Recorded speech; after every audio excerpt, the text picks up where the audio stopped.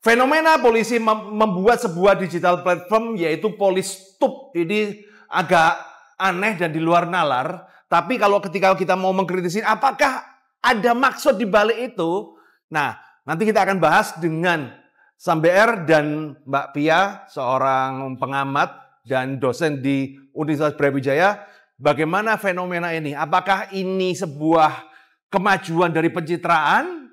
Atau cuma sekedar buang-buang anggaran? Nah, kita saksikan di podcast Kopi Susu. Silakan Pak, ini kopi susunya. Bawa mic, mau podcast deh. Halo guys, di podcast Kopi Susu kali ini kita kedatangan seorang narasumber yang luar biasa. Beliau adalah seorang doktor untuk komunikasi dan mengajar di Pascasarjana di Universitas Brawijaya. Dan beliau ini juga seorang yang concern terhadap para aparat kepolisian kita. Nah, tepuk tangan dong buat Mbak Pia. Nah, yuk ini kenalannya Samber. Coba yuk diatur bos. Ya, saudari saya ini sama-sama kuliah di Universitas Erlangga dulu. Tahun ya ngetaran di 93 lah. Ya ngetaran tua lah kira-kira. Enggak, kita tetap muda kok. Justru angkatan 90-an tuh yang selalu still young. Oke, kita bahas dalam podcast kali ini kita bahas soal upaya pencitraan Polri, ya. Oke. Jenengan sebagai pakar komunikasi tentunya juga melihat bagaimana kepolisian kita ini seringkali membangun citra. Saya melihat citra itu memang harus dibangun, tapi yang lebih penting itu sebenarnya bukan citra, tapi reputasi. Nah, ini sebelum kita mulai, jadi kenapa kita bahas acara ini? Karena ada dua berita ya, ada dua berita yang menarik untuk kita komentari, ya. Bukan mengkritisi lo ya, enggak kita komentari. Nomor satu adalah launchingnya Polistub. Platform baru ini ya. Itu platform pengganti YouTube. Wah, itu menarik. Untuk polisi. Untuk polisi, ya kan? Yang nonton polisi, ya semuanya untuk polisi. Ya. Kemudian ada yang menarik adalah ketika di akun di Fumas ada namanya Malaikat Bersayap. Malaikat Bersayap. Nah, itu adalah AI. Nah, menarik adalah memang tujuannya untuk pencitraan supaya polisi itu pengayom rakyat. Ya. Tapi kalau lihat komentarnya itu gimana? Nah, maka dari itulah saya mau ngomong ini nggak berani, makanya saya ngobrol ajak Mbak Pia ke sini. Gimana Mbak Pia? Jadi saya mesti disclaimer dulu ya. Iya. Semua yang statement saya kasih ini adalah statement akademis. Iya. Basisnya bukan julid. Basisnya nggak julid, critical thinking. Artinya tuh gini, Mas Roy. Saya tuh sudah mengamati proses komunikasi publik Polri itu sudah sejak lama. Iya. Terutama setelah saya selesai sekolah S3 gitu ya. Dan puncaknya itu adalah pas waktu beberapa kejadian di Polri yang beberapa tahun lalu sangat menghebohkan ya. Mulai dari kasus Sambo, kasus Teddy Minahasa, dan tragedi Kanjuruhan. Dan ada satu artikel saya, Mas Bambang, nanti saya share yang sudah publish di International Publication, Scopus loh, Q2. Wah, boleh sombong dikit lah. Tentang itu adalah puncak di mana reputasi Polri itu runtuh seruntuh-runtuhnya. Gitu ya. Runtuh seruntuh-runtuhnya yang memang kemudian diperkuat dengan hasil survei LSI ya, Lembaga Survei Indonesia, yang saya merasa di antara beberapa survei ini juga termasuk yang baik. Apa penyebabnya ketika Polri sedang membangun citra tetapi faktanya adalah runtuh? Jadi kalau kita lihat dari kejadian mulai dari Sambo, mulai kemudian dari Teddy Minahasa, dan terakhir tragedi Kanjuruhan ini, masyarakat menyalahkan pihak Polri atas semua kejadian itu. Terus kemudian merasa bahwa Polri adalah pihak yang paling bertanggung jawab ya di atas semua kejadian-kejadian tersebut. Yang ketiga, masyarakat kecewa dengan respon Polri ya. Respon Polri menghadapi beberapa krisis besar itu. Nah, sehingga momen itulah yang kemudian sampai dengan hari ini kalau mas-mas melihat di sosial media, dan kebetulan juga ini diteliti oleh mahasiswa saya, Mas Roy. Jadi semua basisnya kita akademis. Jadi Mbak saya sebut aja Mbak SD begitu ya, meneliti ini, mengambil sampel di satu wilayah kepolisian besar di Jawa Timur. Melihat bagaimana proses pencitraan mereka dan kemudian di sosial media terutama, dan itu sebenarnya isinya sih semuanya baik-baik ya, of course ya, namanya pencitraan. Tapi lagi-lagi hasil yang didapatkan itu Mas Bambang ya, misalnya kita ngomong 100 komen nih, 98 komen negatif, 1 komen netral, Sama. satu komen positif, yang positif ternyata buzzer. Bahkan saya lihat kalau di Humas kapan hari itu juga gitu, yang mengirimkan emoticon itu, yang like itu nama-nama Vietnam. Oh, nama-nama Nguyen, Vietnam. siapa dia jadi aneh. Jadi aneh gitu Kenapa kan. harus impor seperti itu? Jadi siapapun yang tugas Pak Polisi, kalau sewa buzzer minimal buzzer Indonesia. Indonesia lah yang pakai nama-nama Jawa. Ya, jangan buzzer Vietnam. Pakai nama-nama Jawa ya gitu ya. Nah, sebenarnya begini. Jadi kita harus ngelurusin dulu nih perbedaan citra sama reputasi. Jadi reputasi itu apa yang diomongkan orang tentang diri kita. Yes. Kalau pas diri kita nggak ada nih. Betul. Nah, mereka bisa ngomongin diri kita, siapa diri kita, dari apa yang mereka lihat, apa yang mereka dengar, apa yang mereka baca, Rasakan ya. tentang kita setiap harinya. Iya. Jadi perilaku kita yang mereka tangkap kepada Jadi mereka. gosip-gosip itu pun juga harus didengar ya. Oh iya, itu kan Karena itu termasuk adalah respon, pencitraan. ya. Ini kan termasuk Reputasi, ya. pencitraan. Nah, setelah kejadian Sambo sampai dengan hari ini, memang kan pencitraan Polri itu ya selalu ada saja yang baik dan ada saja yang pastilah. buruk. Itu terjadi di semua belahan negeri ya. Kita mengapresiasi yang baik lah. Ya, kalau yang baik kan memang. Nah, celakanya Mas Bambang yang baik itu sifatnya seremonial. Nah, itu menjadi Mas Roy ya, sifatnya itu seremonial. Pencitraan ya. Ya, jadi sifatnya seremonial yang bukan esensi sebenarnya yang apa yang dibutuhkan oleh masyarakat terhadap Polri itu sendiri. Kan yang dibutuhkan masyarakat kan sekarang pengen Polri itu sebagai lembaga yang benar-benar mengayomi masyarakat, melindungi sesuai dengan tupoksi. betul, tidak tebang pilih. Misalnya kalau saya baca di komen-komen, lapor sapi hilang, mobilnya juga ikut hilang, kan kayak gitu ya.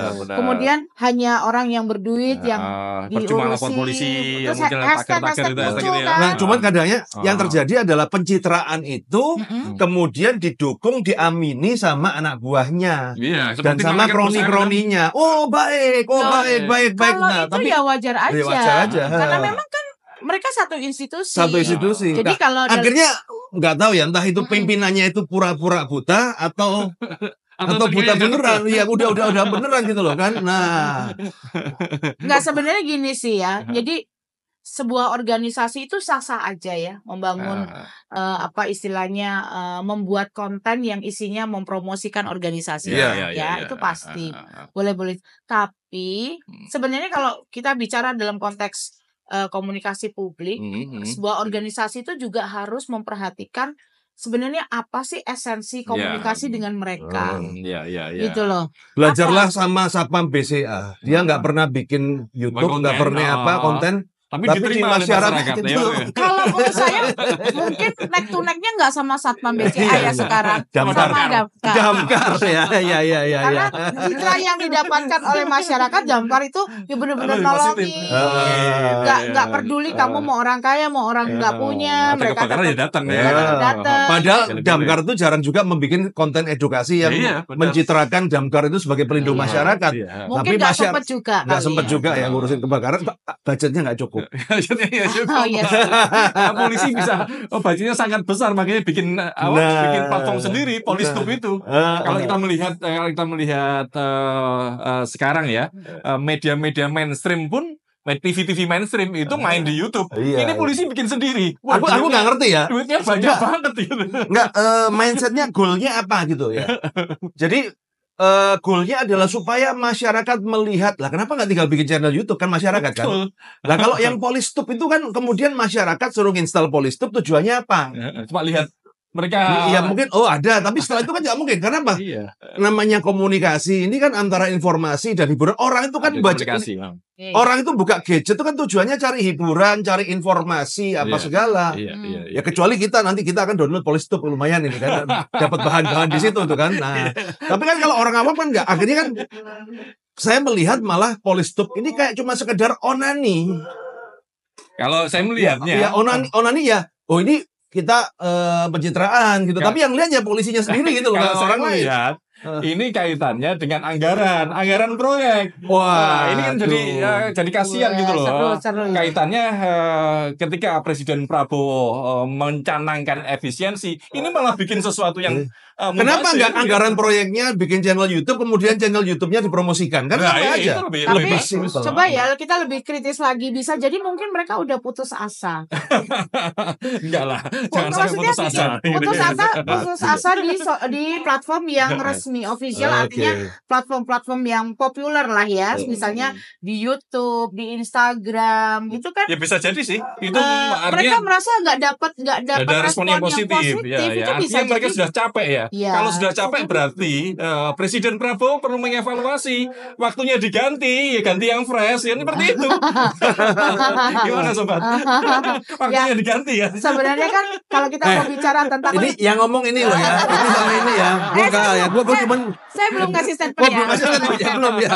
Saya baru mau ngomong begini, sebenarnya dalam sebuah organisasi itu kalau kita bicara tentang leadership ya, leadership itu kurun waktunya 2 sampai 5 tahun lah Iya, gitu ya. Nggak boleh lebih dari itu. Kalau kalau sampai lebih dari itu biasanya mengalami kejenuhan, terus kemudian merasa bahwa kebijakan yang gelombang yang kedua misalnya itu kok nggak ada Tidak direspon dampaknya, positif. karena kan sebenarnya mereka sudah bekerja mungkin di 5 udah tahun yang maksimal, awal ya. udah gitu. Jadi yang sekarang tuh istilahnya tinggal nikmatin hasilnya, Iya, tapi iya. dilalah hasilnya tidak sesuai dengan ekspektasi masyarakat. Iya. Itu loh. Ya jadi kalau yang suruh ganti ini ya. Ini ya. Ya karena sudah jenuh gitu loh. Makanya ide-ide terkait bagaimana membangun Polri itu stuck gitu loh, agak berhenti. Makanya mengganti itu bukan kita membenci ya, tapi untuk melakukan penyegaran pada organisasi. untuk perbaikan Polri. Padahal di sisi lain sebenarnya banyak yang lebih efektif kampanye Polri. Benar. Kayak contoh kayak Mas Babin Kamtipmas, itu kan Ya. menarik tuh. Menarik, Kemudian menarik. Jackie Chopper, Iya. nggak tahu sekarang nggak ada ya, nggak.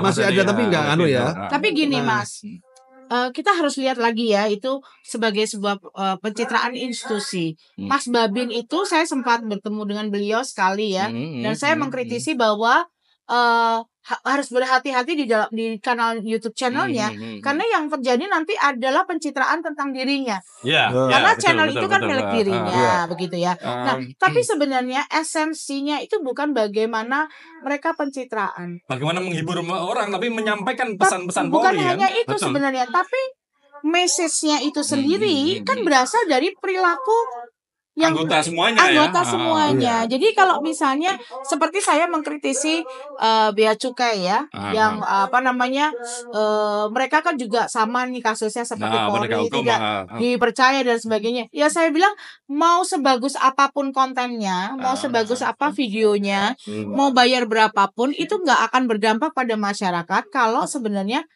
esensi yang paling penting adalah persoalan di internal organisasi itu tidak diselesaikan, Mas Roy. Jadi misalnya kolusi, korupsi, ya, anggota yang nakal, kekerasan, ya itu nggak diselesain ya, nggak bisa begitu. Jadi sebenarnya begini, masalah pencitraan sendiri ya.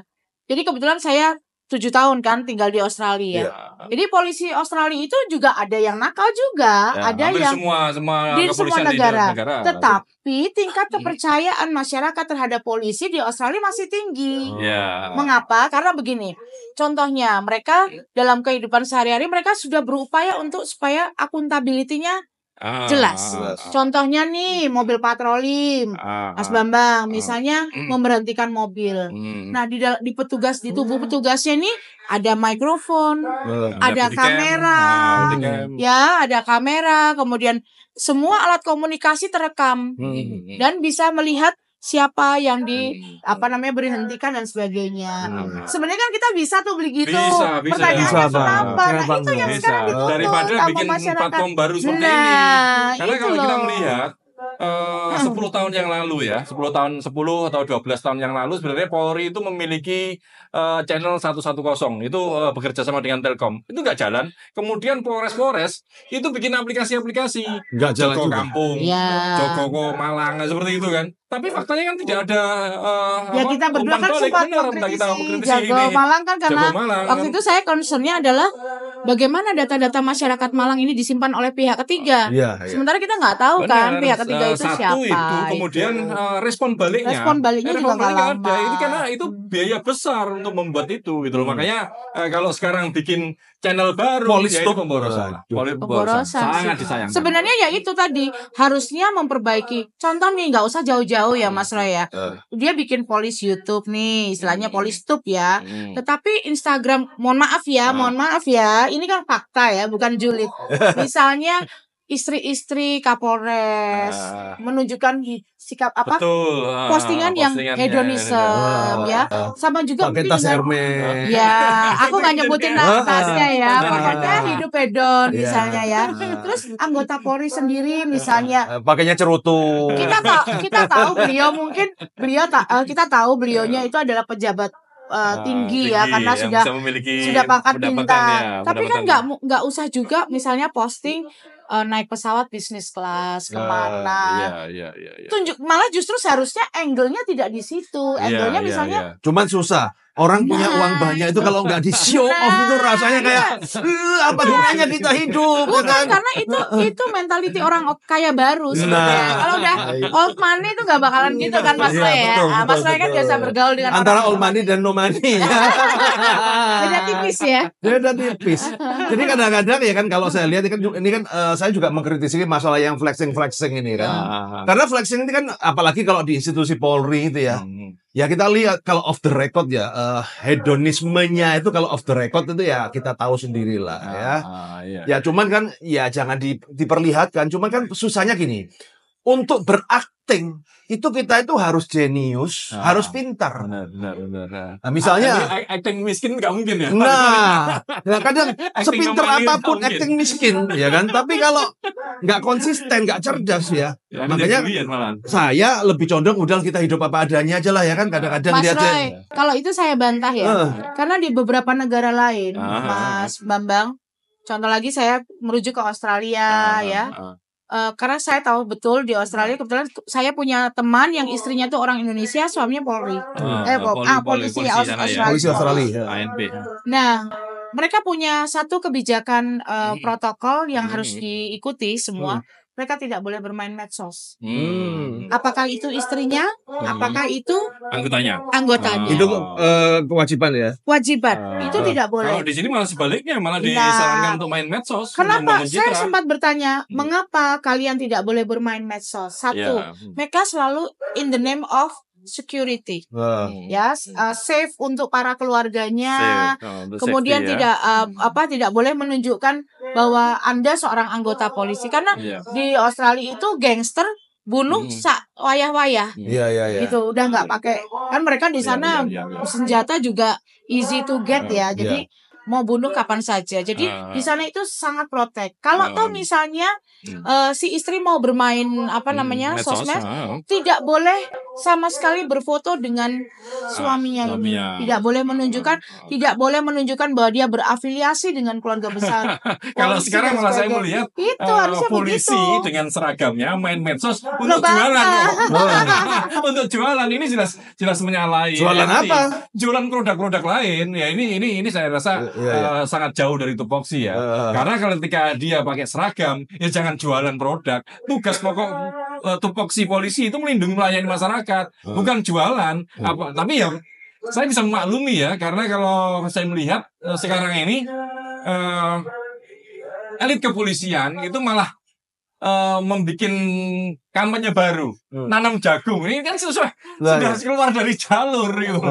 Itu sangat disayangkan sekali. Ya gitu. sebenarnya begini, Contoh lagi ya, yang diharapkan masyarakat misalnya kalau ada polisi yang melanggar aturan atau melanggar hukum itu kan segera harus ditindak. Benar. Nah, seringkali respon dari Polri itu pertama kali yang keluar adalah denial, ya menyangkal, kemudian mereka sangat defensif gitu ya, mengatakan begini-begini. Baru setelah disentil oleh misalnya presiden, ya, terutama presiden ya, terutama masyarakat presiden, mereka udah tebel, Ahmad tapi Saroni itu biasanya Komisi 3. ya, Komisi 3. jadi kalau misalnya mereka sudah disentil dengan pihak-pihak yang punya pengaruh sangat besar, mereka baru memproses. Nah, itu yang bikin masyarakat makin nggak percaya gitu. Nah, beda ya. Nah, ini cerita lagi gini, kasus lagi, balik lagi ke Australia. Jadi waktu itu ada anggota polisi yang dia tapi backgroundnya dari negara Vietnam. Jadi aslinya tuh lahirnya di Vietnam tapi kemudian jadi warga negara. Tahu nggak dia bisnis apa? Jadi dia bisnis, dia ini jadi suami kontrak untuk bisa perempuan-perempuan ini dapat visa permanen residen. Oh gitu. Jadi satu perempuan itu bayarnya sekitar 20.000 Australian dollar kan. Nah, untuk masa jangka waktu sampai visa itu dia dapat. Nanti kalau setelah visanya selesai kan, nah diceraiin dia cari lagi. Jadi kayak kawin kontra ya. Kawin kontrak. Nah, ketika itu blow up di media, udah langsung kepala polisinya tuh copot ya. Langsung mengatakan, kami mohon maaf atas perilaku anggota kami yang melanggar aturan. Dengan itu saya langsung memerintahkan anak gua untuk ini nih. Jadi bukan sebaliknya lah, itu oknum. Kalau kita di sini kan itu oknum. Nggak bisa kan, itu kan tanggung jawab kan. Tanggung jawab pemimpin ya. Termasuk ya Mas Roy ya, ada kejadian waktu itu di Melbourne di daerah Victoria, kebakaran besar, Mas Bambang.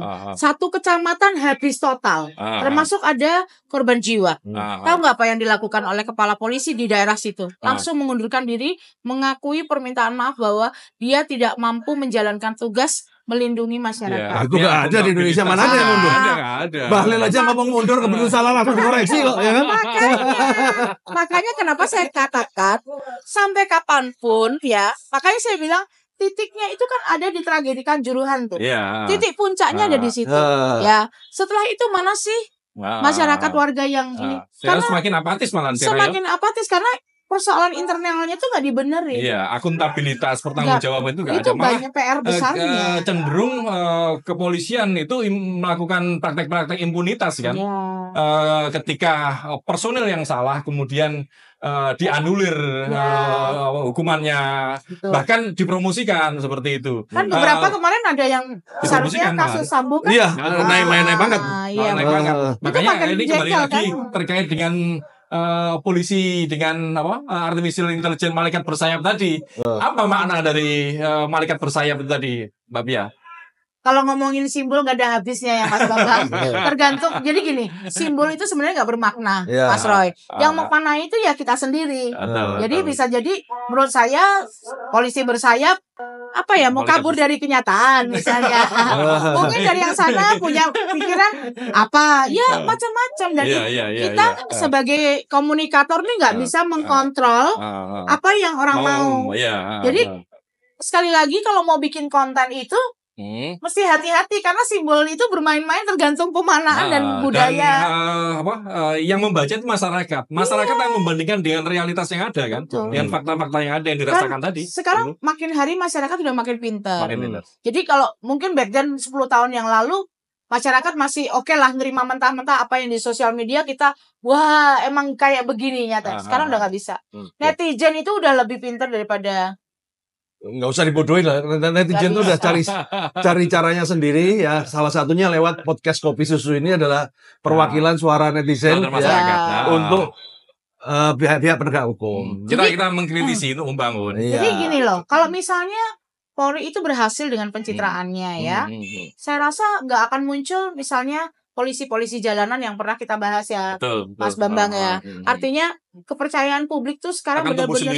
Iya, kalau bilang sekarang kepercayaan publiknya 75-80%. Iya, yang kamu teliti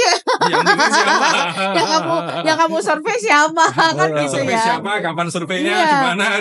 Coba kalau dia pakai surveinya Dia pakai surveinya perguruan tinggi begitu ya. Mas Bambang yang kita tingkat netralitasnya dan validitasnya bisa dijamin ya. Saya rasa belum tentu segitu gitu.